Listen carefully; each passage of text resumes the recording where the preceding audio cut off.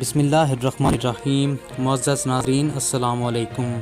ناظرین، میں ہوں آپ کا میزبان سرور علی۔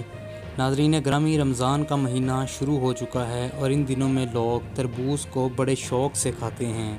یہ ایسا پھل ہے جو عام دستیاب ہے، جس کے کھانے سے پیاس کی شدت ختم ہو جاتی ہے۔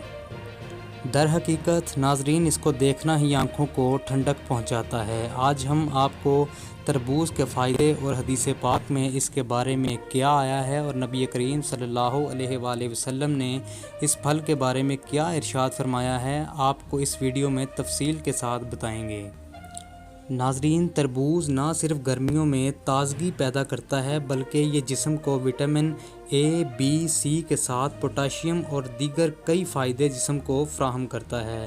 ناظرین، اکثر افراد اس پھل کو گرمیوں میں بہت شوق سے کھایا کرتے ہیں اور عموماً لوگ تربوز کو زبان کا ذائقہ تبدیل کرنے اور جسم میں پانی کی کمی دور کرنے اور ہاضمے کے لیے بھی استعمال کرتے ہیں۔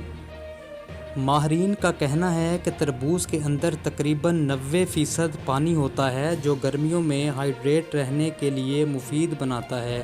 یہ انسانی جسم کے لیے ایک مفید غذا ہے اور اس کے اندر ایسے فائدے پائے جاتے ہیں جو نہ صرف گرمی کو دور کرتے ہیں بلکہ انسانی دل کو طاقت بھی دیتے ہیں۔ جگر، مثانہ اور گردوں کی گرمی کو بھی دور کرتے ہیں۔ اس کے کھانے سے جسم میں پانی کی کمی بھی دور ہو جاتی ہے اور دل کو تازگی محسوس ہوتی ہے۔ تربوز کا پانی معدے میں جاتا ہے لیکن اس کے اثرات دماغ تک پہنچتے ہیں۔ دماغ کو تقویت دینے کے ساتھ ساتھ قوت حافظہ کو بھی بڑھاتا ہے۔ ناظرین، تربوز کا زیادہ استعمال آنکھوں کی بیماریوں کو دور کرتا ہے اور آنکھ کی روشنی بھی بہتر کرتا ہے اور اس کے ساتھ ساتھ پیٹ کی بیماریوں کا بھی خاتمہ کرتا ہے۔ تربوز میں پانی کی زیادہ مقدار انسانی جسم میں وزن کو کم کرنے میں مدد کرتی ہے۔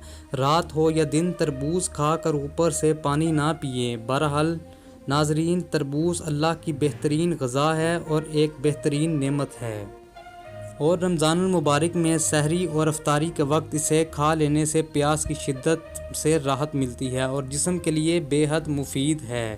اور آئیے اب آپ کو بتاتے ہیں کہ نبی کریم صلی اللہ علیہ وآلہ وسلم نے تربوز کے متعلق کیا ارشاد فرمایا ہے۔ حضرت اماں عائشہ صدیقہ رضی اللہ تعالیٰ عنہ سے روایت ہے کہ رسول کریم صلی اللہ علیہ وآلہ وسلم تربوز کو تر کھجور کے ساتھ ملا کر کھایا کرتے تھے اور ساتھ یہ بھی فرماتے کہ ہم کھجور کی گرمی کو تربوز کی ٹھنڈک سے اور تربوز کی ٹھنڈک کو کھجور کی گرمی سے توڑتے ہیں۔ تو اگر آپ بھی سحری یا افطاری میں اس پھل کا استعمال کرتے ہیں تو اس سنت پر ضرور عمل کیجیے گا۔ اور آخر میں دعا ہے کہ اللہ ہمیں ہر سنت پر عمل کرنے کی توفیق عطا فرمائے۔ آج کی اس ویڈیو میں اتنا ہی۔ اپنے میزبان کو اجازت دیجیے۔ اللہ حافظ۔